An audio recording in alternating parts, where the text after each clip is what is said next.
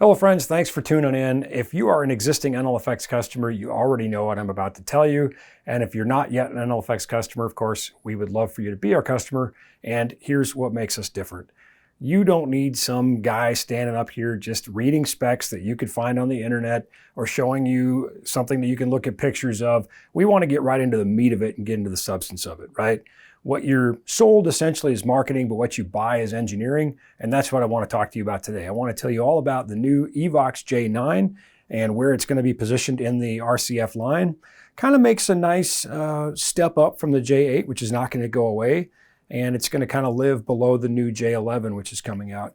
So let's get under the hood and let's talk about what's really in this thing. So talking immediately spec-wise versus the J8, which all of you are familiar with, great, low cost, really decent sounding column array system. Again, the J9 is going to be just kind of a step up in that line, really a solid meat and potatoes, plug it in and make music and go make money at your gigs, right? So a couple key differences, still has roughly the same frequency response, and we'll talk a little bit about the drivers here in a second, but dispersion has changed. They both have the 120 degree horizontal dispersion, but this now goes 40 degrees in the vertical versus 30 degrees, and it gets a little bit louder, about 130 dB versus 128 on the J8. One of the key differences we'll see right away is in the high frequency section, and you'll note that there are 6 mid-high drivers now, as opposed to the 8 that were in the EVOX 8, but they are bigger. They're 3-inch, and we also have a 0.75-inch high-frequency compression driver. So it's a 3-way. And Nick, if you're watching, not one word, not one, not a peep, okay? Anyway, moving on. So we've added this high-frequency compression driver. Again, we've got now a little bit crisper high end, and you've got that increased vertical coverage to 40 degrees, still 120 degrees in the horizontal. Pretty robust and beefy little 3-inch drivers. See if we can get a shot in here.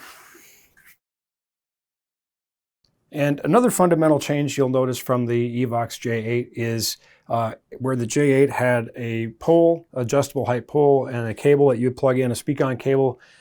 This now uses all of the wiring contained inside this solid metal pole, pretty sturdy. It uses pretty robust connections here. And of course, differing height poles would allow us to get this fairly compact for going up on a stage or perhaps extend it, but it also makes setup very, very fast and easy.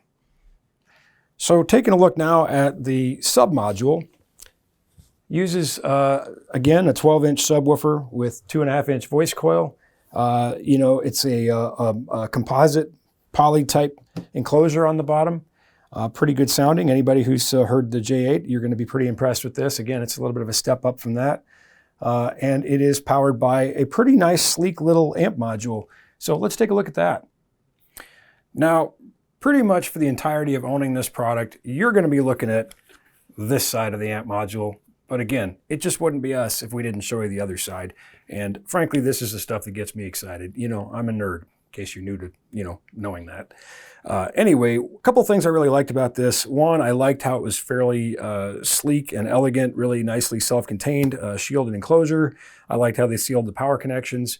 And one of the things I really liked was how easy it was to get out. It was just 3mm screws, pops out really easy. This would be very, very easy in the unlikely event, but it'd be very easy to send in for repair or replacement. RCF has their facility right here in the United States. This whole system, by the way, made in Italy. And a couple other notable things about the amplifier. There's a little bit more power. It's 2100 watt peak now, and 700 of that can go to the high frequency versus the EVOX J8 was 400. And on the low frequency, we've now got 1400 to go down to that subwoofer as opposed to just 1000 on the J8. So obviously that's nice. They put a little more beef in here for us. With that, let's take a look at how this side works. All right, taking a look at the back, here we see the module now back in the speaker, and we can see it very common power cord one we're all familiar with, the IEC C13, and a power switch. Of course, we can see the heat sink here. It's convection cooling for our amp module, allows it to run reliably and put out those increased wattages that we saw. Up here on the input side, we've got a couple different presets for how we want the speaker to be voiced or how we want it to sound. we've got on top, it's kind of a 2-in-1. It's a linear and live, so that's going to be like our flattest response. Pretty much what you put into the speakers, what you're going to get out, sort of, you know, flat, accurate. Then we've got our club setting. Now, again, let's be honest here. It's a 12-inch subwoofer, so it's not a very big club, okay? But something that's going to give it a little bit more reinforcement on the low end and give it a little bit more thump. And then here, the bottom setting is our voice preset. So like for speech, it's going to have some low frequency roll off, kind of accentuate some of the frequencies of the human speech range. Other things we can see, you've got a balanced input. It is going to accept both XLR and 1/4 inch. It's a combo jack. If you're not familiar with those, XLR just kind of plugs right in, but so the 1/4 inch goes right down the middle. And then here we can see an XLR male output to link to another speaker or an additional subwoofer, something like that. And of course, we've got an attenuation. We've got our ability to just kind of adjust how much signal is coming into the speaker. Proper gain staging, always important, right? And then we've got these two indicators here. The green one shows you that signal is present, and the red one says overload. And I thought, overload? What does overload mean? So I talked to the guys at RCF, and of course, there's a lot of different things these indicators can mean, right? Some manufacturers, it's limit, some it's clip, some it's pretty much imaginary. On this, that is an indication that the soft limiter, which is a thermal and RMS limiter, is engaging to protect the box. Okay, some basic physical characteristics of it. As compared to the EVOXJ9 is slightly heavier, about 6 pounds more. The whole system clocks in at about 58.5 pounds versus roughly 52.5 pounds for the EVOXJ9. It has the same top carry handle, very easy to carry, nice and ergonomic. Of course, we saw the pole socket there.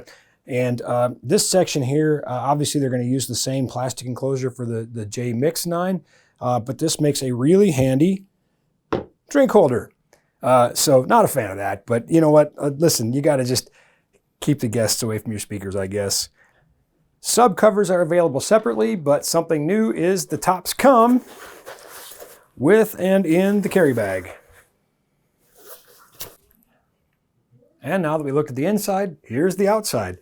We can see a nice, really stout grille to protect our drivers here, well constructed. Going to hold up a long time. And that's the basic overview of the new EVOXJ9. A little bit of a comparison between it and the J8. And of course, keep an eye out for the new JMix9 and the EVOXJ11 coming out soon. These are available now. Please drop us a line. They're very attractively priced, and even more so if you shoot us a message. Just say, hey, Ben sent me, and I'm looking for a deal, and we'll take care of you on that.